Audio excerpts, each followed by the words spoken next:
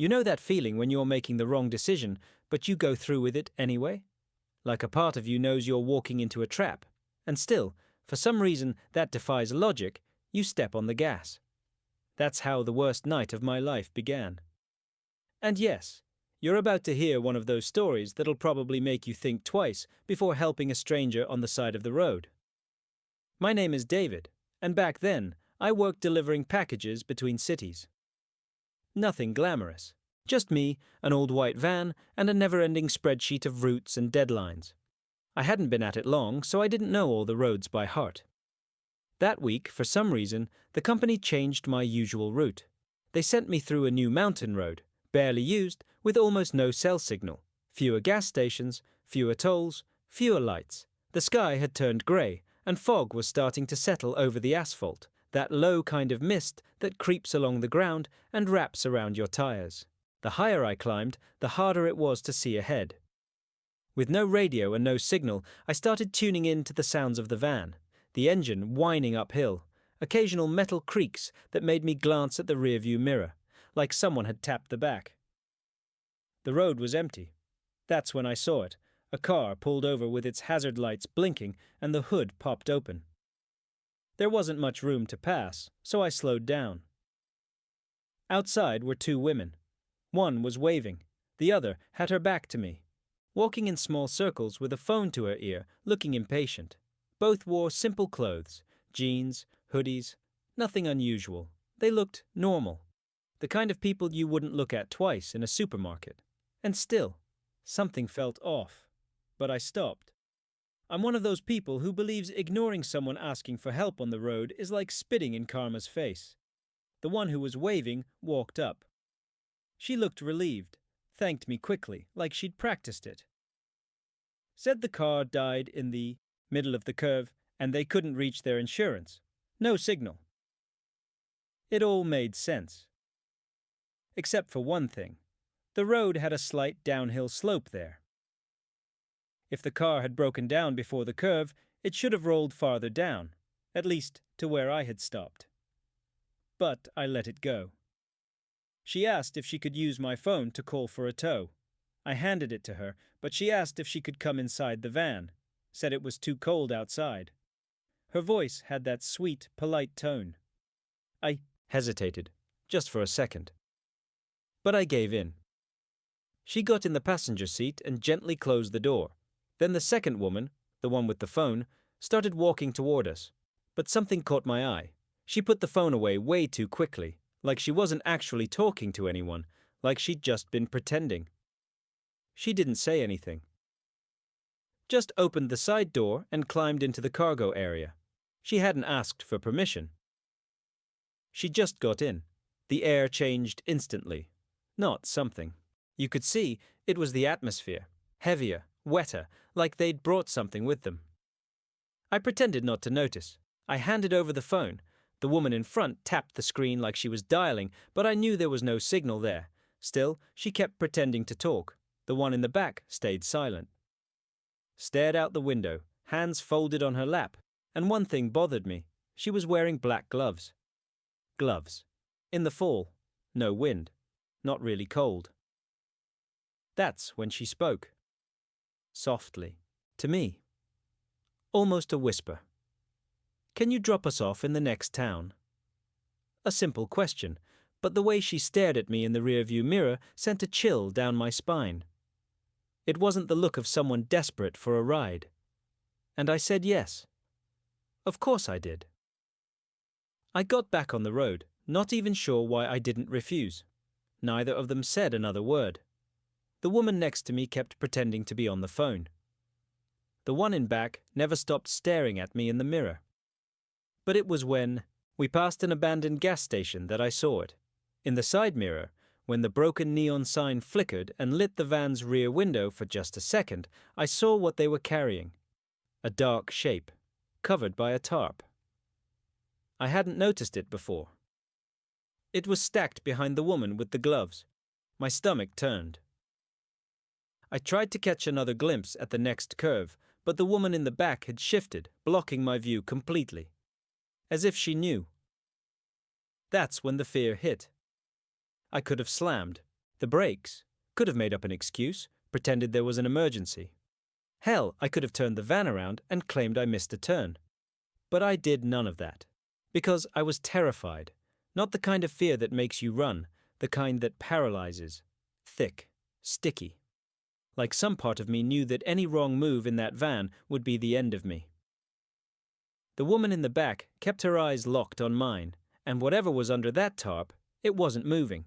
But it was taking up more space than it should have. Like it was growing. It felt like driving with a live grenade on my lap, and every bump in the road was a chance for it to go off. The woman beside me still held the phone to her cheek, but now she wasn't even pretending to speak, just listening. The screen was black, turned off. Maybe it wasn't even a working phone. That's when I noticed the silence. No living soul on that road. Just the engine's hum and my own racing heartbeat. We passed a sign for a dirt road on the right. I wanted to take it, get off the route, lose them. But the woman in front said, "Stick to the main road, keep going, we're almost there." She didn't even look at me, like she'd read my mind. Maybe she had. I swallowed hard and obeyed. A few minutes later, the road began to slope down. Small houses started to appear. We were nearing a village, it seemed. That's when they told me to stop. No warning, no questions. The one in front just pointed toward a nearly invisible dirt path on the side of the road, barely lit. There, right there. I turned to look. It was just a gravel path. No lights, no sign, just darkness. "Are you sure?" I asked, even though I knew I shouldn't question them. She just nodded, then hopped out as if she'd done it 100 times. And then she walked to the back of the van. "Open the trunk," she said, without even raising her voice. My hands were shaking. I reached over and unlocked the back. She lifted the lid with ease. And then I saw it again. The black tarp. But this time it was partially folded, just enough for me to see that underneath it there was flesh. Something shaped like a human. A shoulder? Part of a torso? I can't say. It was pale, motionless, with bluish skin, like it had just come out of a freezer. My stomach turned. I almost threw up right there behind the wheel. But I held it in. The woman who'd been in the front seat with me got out of the van too. And together, without saying a single word to each other, they started dragging the body out. The way they did it still gives me chills. There was no rush. Like they'd done it countless times before. Like every move had been rehearsed. They carried the body down the dirt path, and I just stood there, paralyzed, driver's door open, throat clenched. I should have left. Should have called the police. Should have gotten out of there as fast as possible. But I didn't, because I couldn't move. A few minutes later, they came back. Alone. That same cold, distant look in their eyes. "Thank you," said the one in front. "You can go now."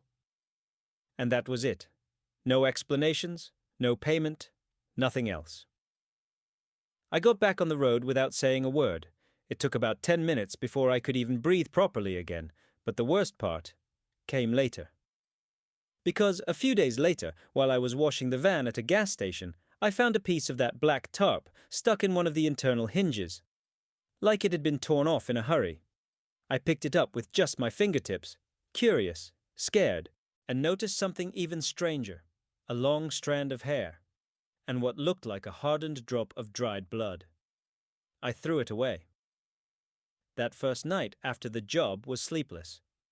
Not because of the road, I know the road by heart. Not because of what I saw, the body, the tarp, their empty eyes. It was the feeling, the sense that something had clung to me, not to my body, but to my soul. I started noticing little things. First, the smell. No matter how much I cleaned the van, no matter how many products I used or how hard I scrubbed the upholstery, there was always that scent. A mix of iron and mold. Then came the radio. I was driving at night when it turned on by itself. It wasn't music, it was whispering. I couldn't understand the words, just that low sound, like someone trying to tell me a secret in the dark. And the volume kept rising on its own. I pulled the fuse. Even so, the next night, the sound came back. But this time, it wasn't the radio. It came from the rear view mirror. I swear to God, I heard breathing coming from it. Then the dreams started. But they weren't really dreams, they were scenes, frozen. I'd see myself driving, but the sky outside was red. The trees were upside down. And I wasn't holding the wheel. I was in the back seat. And they were driving, smiling. And the body, still there, between us.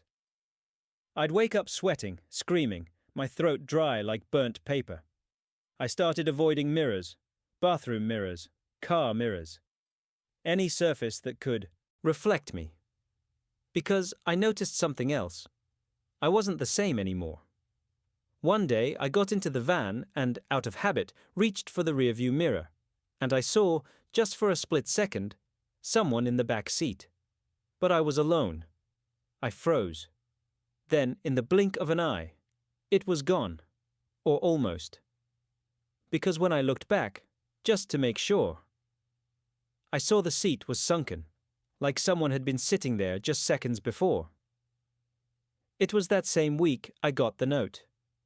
No envelope, no return address. Someone had left it tucked under the van's windshield wiper in the middle of the night. The handwriting was thin, crooked, almost childish. The paper was stained with something dark. Maybe coffee. Maybe blood. I don't know. The note said only, "You took it. Now return it." That's it. Since then, my front door has 3 new locks. The van's parked, covered with a tarp. Ironic, right? Way in the back of the yard. But I still hear it start sometimes. On its own. And the radio turns on. And the rearview mirror vibrates, like someone's breathing right behind it, just waiting for me to look again. Something came with me. Something that didn't stay on that road. In the days that followed, I didn't sleep. At least, not the way a person's supposed to. The van stayed in the yard, untouched, but the air around it changed. It felt heavy, like something was pressing down on it. Fewer birds. More silence, the kind of silence you can hear. On the 4th night, I got a message, a printed page, pushed under the door. No envelope, no sender. It said simply, "We're ready." No address, no signature. Just that. And on the back, drawn in pen, a map. Rough, sloppy, crooked lines, like it had been drawn in a rush. But I recognized the place. It was a stretch of abandoned road out in the country, the kind barely anyone used anymore since the highway had been paved. There was an old house there, looked abandoned for decades. The map led straight to it. Why did I go? Because something pushed me, even though my brain screamed to stop. I grabbed the van keys. Yes, the real ones. They were still in the kitchen drawer, just like always. I went to the yard. The doors were locked, but the key turned easily. I got in. This time, the smell was different. Not rotten, sweet, artificial, like expired flower perfume. Strong, sickening. On the front seat, there was a box. White, small, like a gift box. On top, a note in firm handwriting. Take it to the end. I should have thrown it away. But, instead, I placed it on the passenger seat, started the van, and drove. I don't remember much of the trip. Just flashes. The headlights cutting through the darkness. The soft rain on the windshield, and that sound, low, of something moving inside the box. I got to the house around 3 in the morning. It looked exactly as I remembered, leaning to the left, roof caving in, windows boarded shut. There were lights on inside, dim, and movement behind the torn curtain at the front. Someone was waiting. I grabbed the box with trembling hands. It was warm. When I touched the doorknob, it gave way. It wasn't locked. The space was small, but it felt like it stretched out forever, like the house had grown on the inside. The walls were covered in mirrors. All kinds. old, cracked, stained, and in every mirror a reflection. Not mine, other versions. People that looked like me, but different, wounded, crying, dead. At the far end, a figure waited, sitting. It was one of the women. She held out her hands, and I gave her the box. And what came out of there wasn't a thing. It was someone, a face, my face. Twisted in pain, eyes rolled back, mouth open in a silent scream. And before I could run, everything around me went dark. I woke up in the van, with the box empty beside me, on the lid, written in blood. Now you're the conductor. In the following days, things started to change. First it was the side mirrors, which began to fog up on their own. Then the back seats, creaking as if someone were always there, even when I was driving alone. And finally, the dreams. In the first dream, I was driving on an endless road where there was no sky or ground, just fog. The three women were with me, but they didn't speak. Behind them, in the back of the van, the suitcase. Closed. I woke up with a strap mark on my shoulder, as if I'd carried something for hours. The next night, the dream was clearer. I saw what was inside the suitcase. It wasn't one single thing. It was pieces, fragments, fingers twitching, a mouth that repeated my name non-stop. And the worst part? It was my voice. It was mimicking me. I swore to myself it had to stop. That next time, I'd say no, but the van showed up again. It was in the exact same spot I'd left it, as if it had never moved. And when I opened the driver's door, the key was already in the ignition, and a new note on the dashboard, 3:24 a.m. the 17th, you know where. And I did. The place was an unfinished building on the edge of town. I'd gone there years ago on some random night, just to prove I wasn't afraid. I got there at 3:20. The three women were already waiting, standing in front of the structure with a new suitcase, filthy, heavy, so heavy that two of them had to drag it to the van's trunk. They didn't look at me, didn't smile. No note this time. They got in and sat down. I started driving. The suitcase began to shake, slightly at first, then harder. At one point I heard a sound coming from it. Not a scream, not a groan, as if there were space inside, as if it were bigger on the inside than the outside. I drove to the spot, an open field with a well just like the first delivery, but this time, around it, there were others. The women got out, dragging the suitcase, and this time they called me. I thought of refusing, of running, but I went. When I got to the edge of the well, they opened the suitcase, and it wasn't a body. It was a mirror, an old framed mirror, cracked down the center. But what paralyzed me was what it reflected. It wasn't me. It was the van, parked in an empty field with all its doors open, and outside, several suitcases lined up, and three women staring at me, with a strange smile, frozen, and completely black eyes. The image flickered, and for a second I felt the ground vibrate. "This is the beginning," one of them said. "The next delivery is yours." They handed me the suitcase, the mirror, and went back to the van without looking back. Halfway through the drive, the mirror began to make a sound, a buzzing, like being near a radio stuck between stations, that grating frequency that makes your head ache and your stomach turn. But I couldn't understand it. They weren't words. I stopped at an abandoned gas station, leaned the van against a curb, and stepped out to breathe. Stayed there for minutes, hands on my knees, trying not to throw up, when I got back in the van. The mirror had moved. Now it was slightly tilted out of the suitcase, and for the first time, I looked at it, really looked, and I saw. Not me. Not the van, but a hotel room. Dark, dirty, familiar. The mirror was showing room 417, the same place where everything had started, where that thing behind the reflection had touched me. But this time, in the reflection, someone was lying in the bed. Me.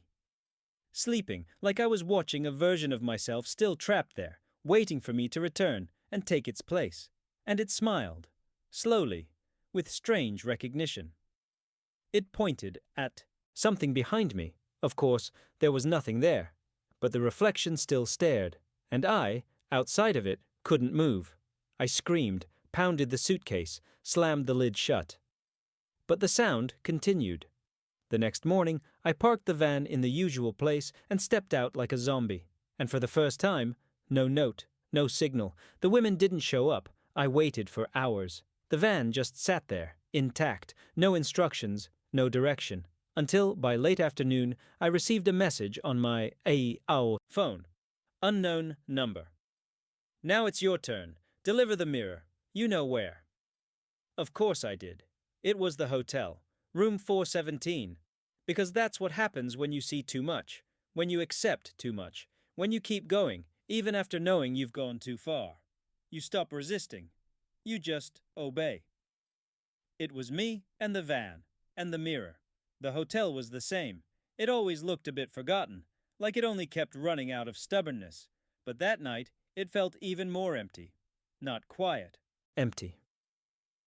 The receptionist didn't even look at me when I walked in. I climbed the stairs. The van's suitcase was light, too light, which gave me the uneasy feeling that the mirror was somehow carrying itself. I reached room 417. I pushed the door open slowly. The doorknob was cold, damp, like it was alive. The light inside was yellowish, flickering. And the room was exactly like the image I'd seen in the mirror. I set the mirror down on the floor, leaning it against the wall across from the bed. I backed away a little. Watched. The mirror was off. No reflection. No image. Just a black, opaque glass, like a screen turned off. And when I stepped closer, it lit up. But it didn't show me. It showed her, one of the women. She was standing inside the mirror, looking straight at me, almost disappointed. Behind her, in the reflection, was a road, a field, and then, without moving her lips, she spoke. Not out loud, straight into my mind. Now, you understand what we carry. I wanted to say no, but my mouth wouldn't open, and deep down, way deep down, I did understand. The mirror went dark again, but it didn't return to normal, because now it only reflected the room, without me, the bed, the walls, the old armchair, but no trace of me. And then a shadow crossed the mirror's field of view, that same formless figure again, only clearer now, more present, as if it was finally taking shape. And for the first time, I saw a face, not the woman's, not mine. The mirror vibrated, a low sound, like a muffled thunder. And then, silence. Until the door behind me closed on its own. The doorknob turned, and I stayed, because in that moment, running was pointless. I started walking around it, trying to find an angle, a reflection, anything. I bent down, crouched, touched the glass. And that's when I felt it. Warm. The mirror was warm, like a machine pushed beyond its limit. Back away. Too late. The image in the mirror started changing again. The road, the field. Now it looked like a clearing, a stretch of land marked on the ground, and in the center, the van's trunk. Open. And there they were, the three of them. No longer smiling, just serious, silent. Kneeling, hands inside the trunk, pulling something out. It looked heavy, hard to see what it was until an arm appeared, then the rest. It was a body, but not just any body. It was mine, or something that looked like me. Eyes open, but lifeless, like a worn-out version of me, drained, and I understood. That was the part of me that had been trapped inside the mirror. The part I felt slip away, shrivel, evaporate from reflections like steam. They had brought it back. Or maybe they had never truly taken it. The brunette, the one who stared at me mind to mind earlier, looked straight at me again. Now with pity, sadness, as if saying, it wasn't meant to be you, but you saw too much. The image darkened. The mirror finally went out, and with it, the whole room seemed to relax. The light flickered again, like it had been, holding its breath all this time. The air felt like it was circulating again, and the door unlocked. I walked downstairs slowly, like someone leaving a wake.